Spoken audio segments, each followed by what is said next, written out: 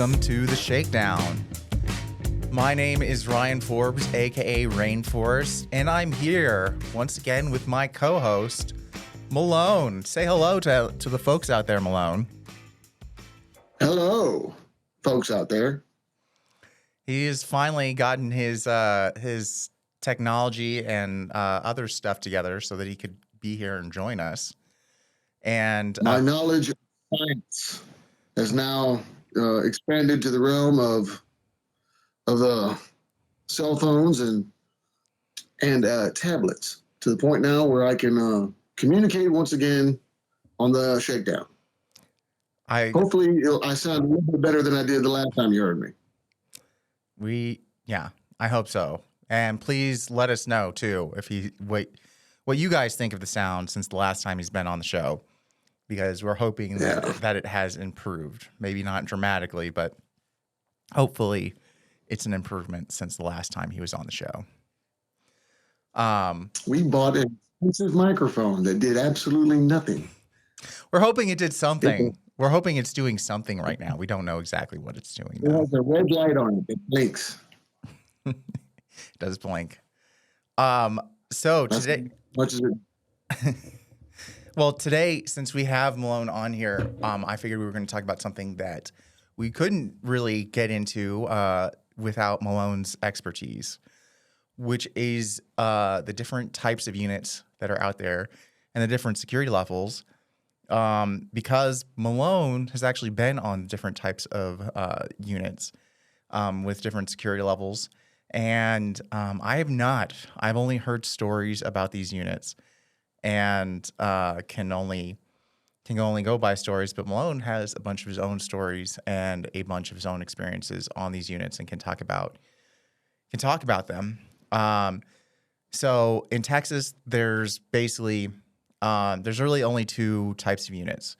There's medium security and there's maximum security. And medium security units, it's basically they just have different populations that can go into it. Certain crimes and certain offenses can go into it. Certain types of populations. Generally, on the medium security units that I've been on, it is generally the population is older. They usually don't allow like people who are 26 and younger on the units, except for under certain circumstances. And it's an older population and usually only other types. Is that really the case? I tend to remember your last couple of years on Stringfellow. There were quite a few people there that were under 30. That was one thing I was thinking about too, is like at Stringfellow, there was a lot of youngsters. And even at Dalhart, we had one of my favorite people that was on that unit was under 26, but they were both like both the people I can think of that were at Dalhart that were under 26, they got moved off really quickly. And at Stringfellow, it was like something weird was happening. I don't know if you remember this, but when all the youngsters were coming on, it was like Stringfellow was changing in general. And also we had the pandemic, which kind of flipped everything on its head. We had a lot of things. You had a number of different things going on in Stringfellow because the main thing at Stringfellow that I think brings on majority of the younger guys that were there was that sex offender program. Right. Because that didn't have an age limit to it, and quite a bit of the people that were over there were under 30. Right. And then on the other hand, we had all just come back from the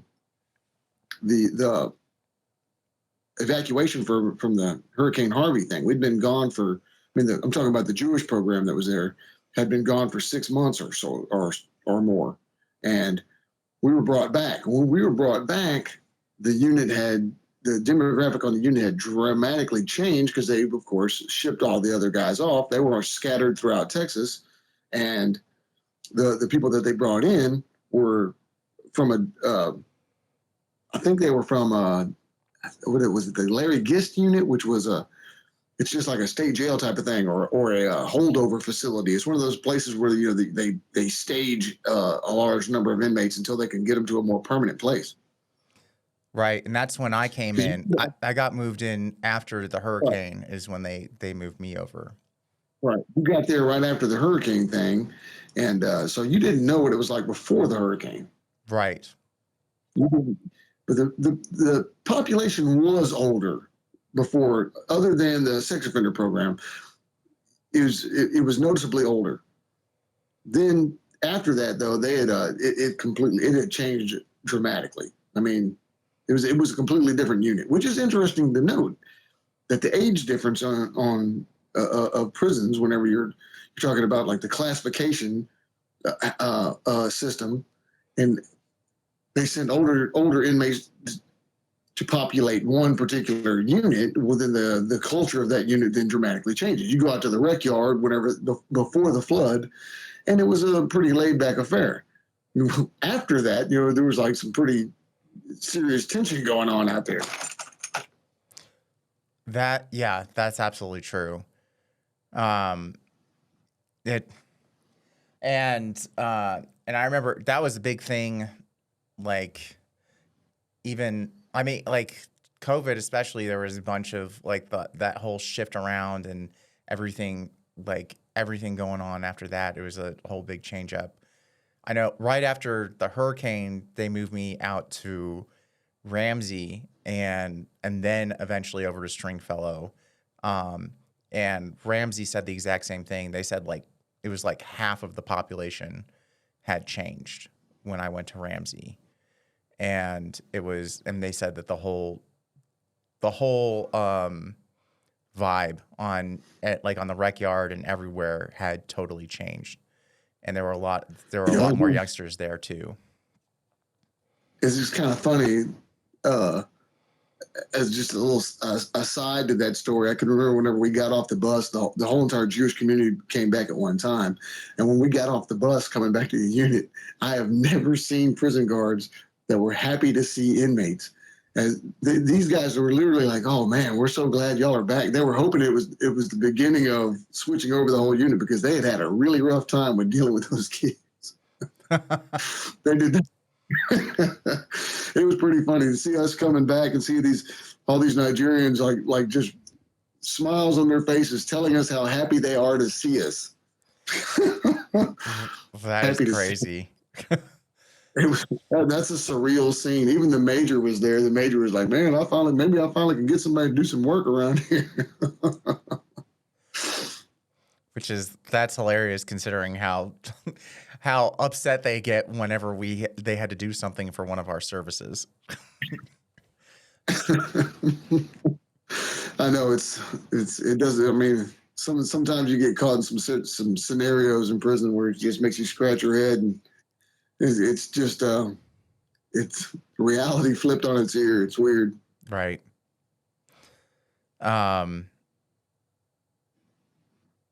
Yeah, so let's see what else is going on. So the other thing was, all right, so we had those type of units, and we also, like, in prison terms, like, I remember when I first got locked up, everyone talked about rock and roll versus Cadillac units. And you did not want to go to a rock and roll unit because everything was going to be on there. And then everyone wanted to go to a Cadillac unit where it was going to be so much easier. So Malone, you know this for sure. So please talk about rock and roll versus Cadillac. All right. Well, y'all having not been privy to the prior conversation that I and Rainforest have had about this topic, I'm going to start this with a few of my reservations about talking about this, because a lot of my information is dated, or one of the stories that I can tell about one versus the other, or where I went.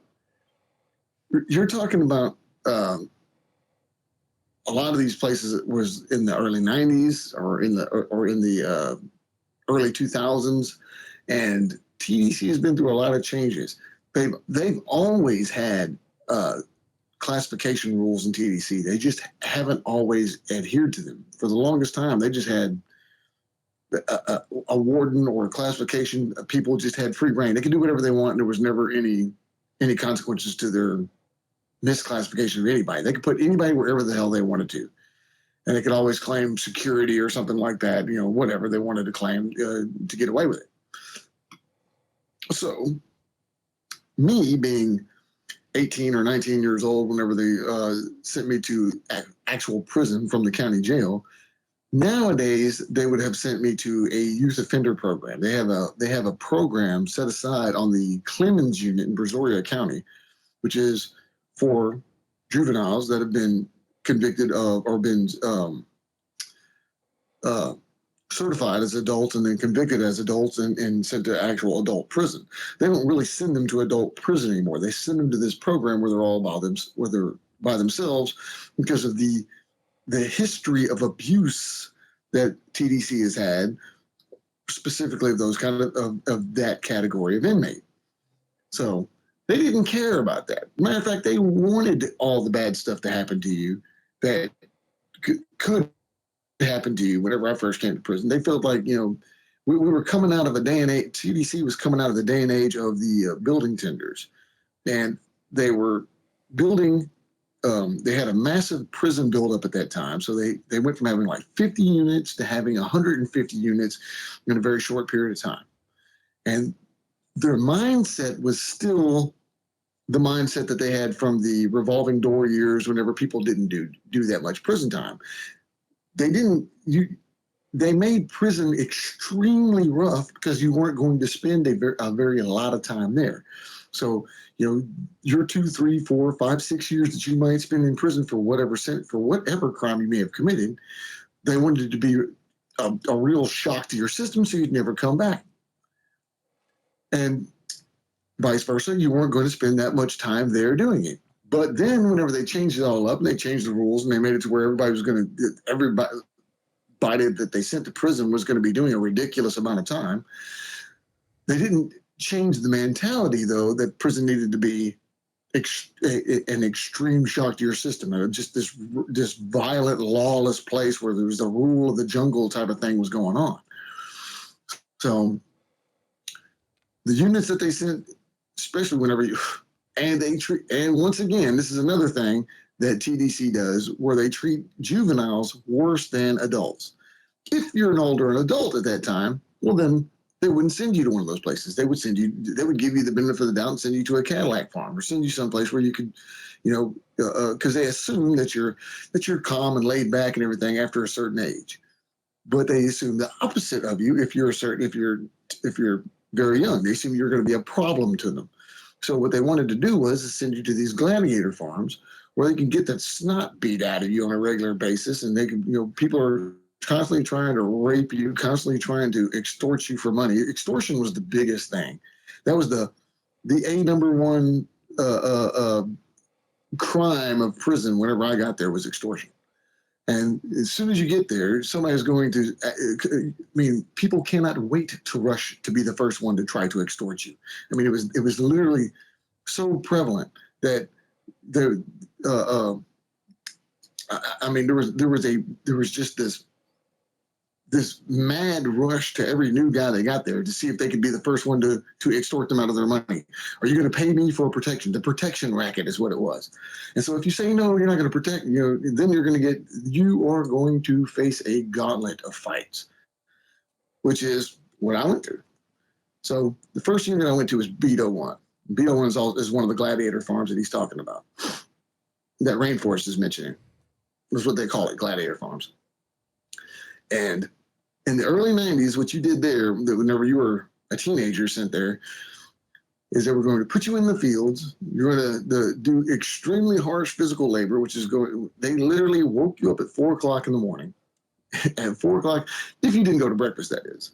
If you went to breakfast, you got up at 2 o'clock in the morning. And you might as well not go back to sleep whenever you get back from breakfast because you're going to be woke up again at 4 o'clock telling you to get ready for work. They roll the doors and they stage everybody outside the cells on the run, waiting for the field laws to come in. The field laws are going to all the other wings picking up their inmates. Each one has each one of these guards has his own particular squad. And so he comes with this paperwork and rosters everybody in to see who showed up for work and who didn't show up for work. And then they're going to tell you to run. They call it, they had this code word that they used for running, which way they would say, give me a light. I don't know what the hell that was supposed to mean. A light jog, a light run, maybe, I don't know. But they would say, give me a light to the gate. And what that meant is that you're going to form a little unit like you're in the military, and you're going to run to the gate. And then from that gate, you run to the next gate. You run to the back dock. And then you stand on the back dock until the sun comes up. And when the sun comes up, you run and get on a wagon. And then the wagon takes you out to the field where you're going to be working in. Then you run from spot to spot where you're going to be using this massive industrial strength garden hoe to be a human lawnmower for the rest of the day. You're going to sit there, and they called it four-stepping, where they would tell you, I want it head high, and so you had to get the head of your Aggie up as high as your head, and then you had to keep time with everybody else when they would go 1, 2, 3, 4 step, and then you'd step with everybody else, and you would clear entire fields of weeds and grass, just flipping grass over all day long. About 11 o'clock, they bring you back in. They let you eat lunch for an hour, and then at 12 o'clock, you go back out and you stay out for the remainder of the day till about 3 o'clock. And when you came in, you were so tired that you couldn't even think straight. Think back to the scene in Stir Crazy, whenever Gene Wilder and Richard Pryor would come in from the field work, and how they were so tired they would say they were screaming they can't feel their legs and stuff like that. That's what you would go through. People would come back in and they collapse in their cells and fall asleep for the rest of the day until they have to do it again the next day. Is there a rainforest? Ask me some questions or something. Give me some prompts. Don't just let me rant on like this. No, that was a good rant. I was gonna say I remember four stepping. I was right across the street from Beto One in Gurney, and heard plenty of the stories about Gurney. There was a guy that I really liked who I was locked up with in Gurney, and he had a murder charge, and he was and basically his story was he was in the car when he was in the car while his buddy was doing a drug deal, and then the guy killed the person who was inside doing like the guy, his partner went inside the house to do the drug deal, then killed the person who was supposed to be doing the deal with, and they both got murder charges because he helped, because that's the law in Texas is anyone around gets the murder charge, and so he got he was really worried about where he was going to head off to, and he went off to Beto, and he was pretty messed up about that, and he was messed up about ending. I messed up about what? About ending up on Beto. He didn't want to go there. Well, he found out. We found out he was going on chain, and then where he was going on chain to, and it was Beto.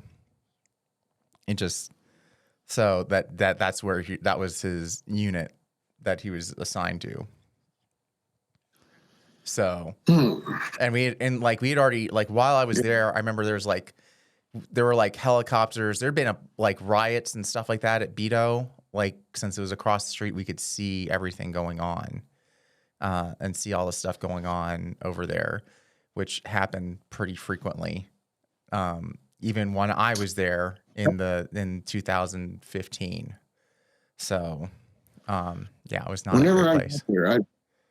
Shortly after getting, of course, that's why I mentioned the extortion thing, because, and all the fighting that you're going to be doing, because I racked up quite a number of fighting cases right upon getting to the unit, only because I'm protecting myself against these extortionists, and on top of that, I was getting cases for not going to work, primarily because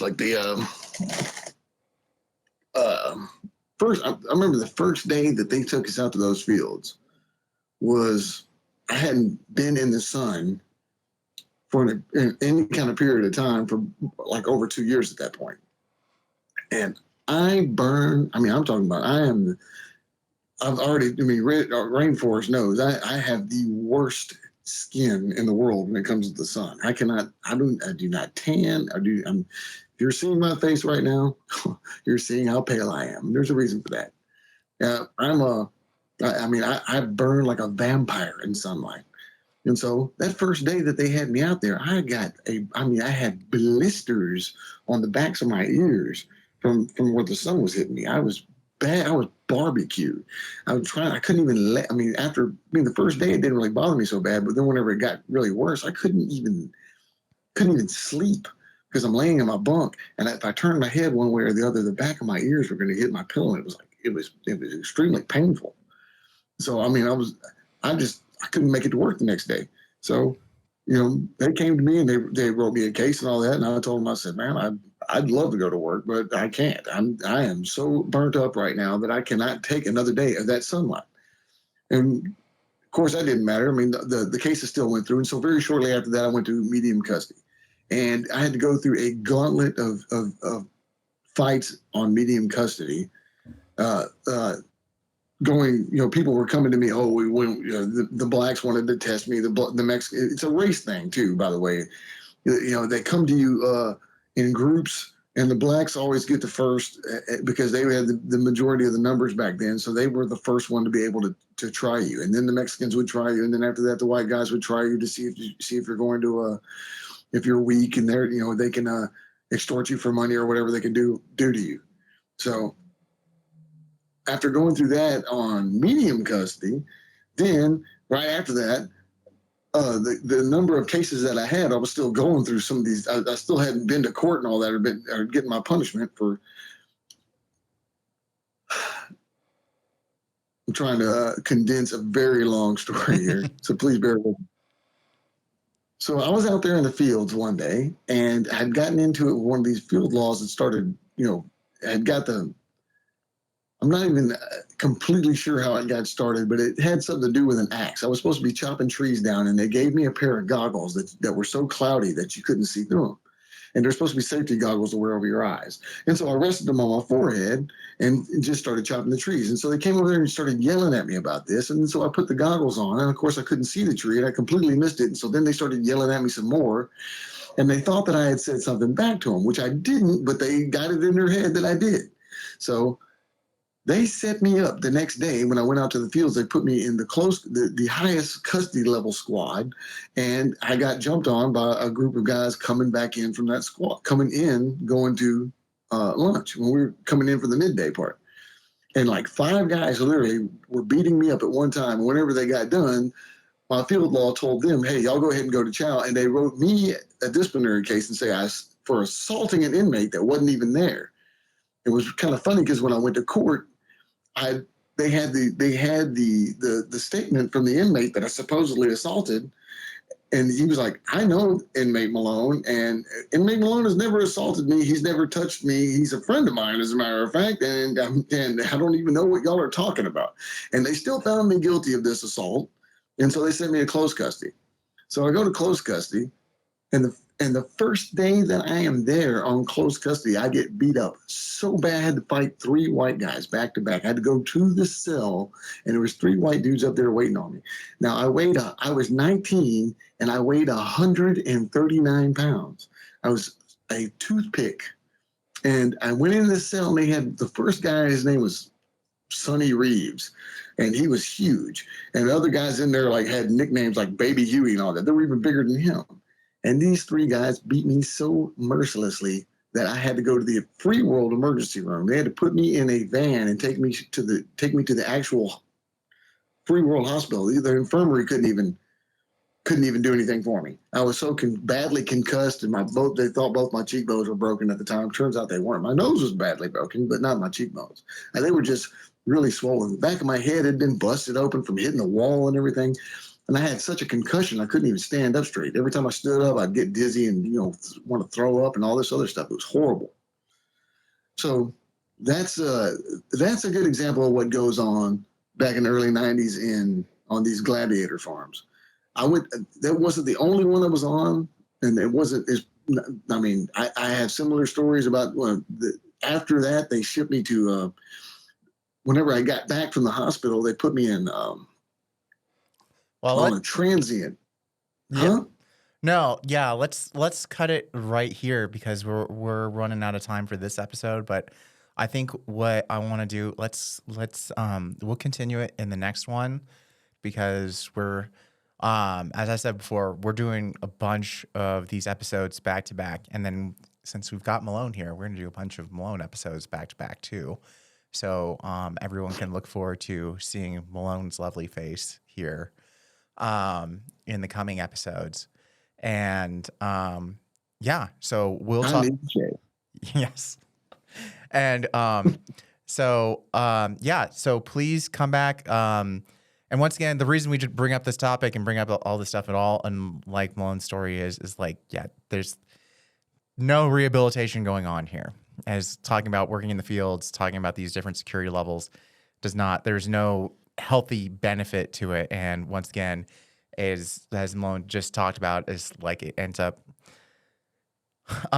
being manipulations and things like that are, I mean, they can be real negative lessons that people take out and use out in the world to do more horrible things.